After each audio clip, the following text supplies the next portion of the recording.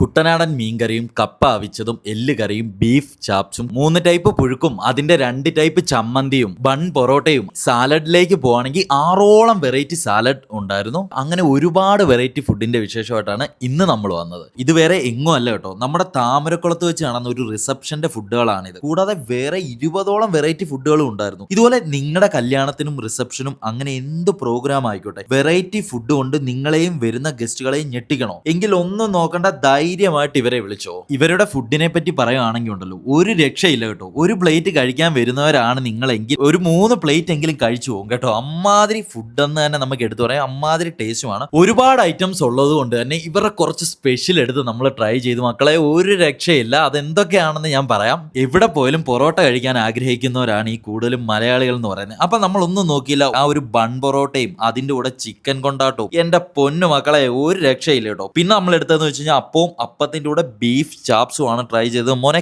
കിടിലൻ തന്നെ. തെങ്ങമം അടൂരുള്ള ഉത്രം നക്ഷത്രം ഇവന്റ് പ്ലാനർ ആൻഡ് കേറ്ററിംഗ് എന്ന് പറഞ്ഞ ടീമിന്റെ ആയിരുന്നു ഈ ഒരു പോളി ഫുഡും ഈ ഒരു ആംബിയൻസും ഇവിടെ സെറ്റ് ചെയ്തത്. അപ്പോൾ വെച്ചാമാരെ ഇവരുടെ നമ്പർ നമ്മൾ ഈ വീഡിയോയിൽ കൊടുക്കുന്നുണ്ട്. നല്ല റേറ്റ് കുറവിലാണ് ഇവർ നമ്മുടെ പരിപാടികളൊക്കെ ചെയ്തു തരുന്നത്. ഈ ഒരു നമ്പറും ഈ ഒരു വീഡിയോ നിങ്ങൾ എന്തായാലും സേവ് ചെയ്ത് വെച്ചോ. നിങ്ങൾക്ക് എന്തായാലും തീർച്ചയായിട്ടും ഉപകാരപ്പെടും. മറ്റൊരു കിടിലൻ ഫുഡ് ഹണ്ടിങ് വീഡിയോയുമായി വരുന്ന നമ്പരെ ബൈ.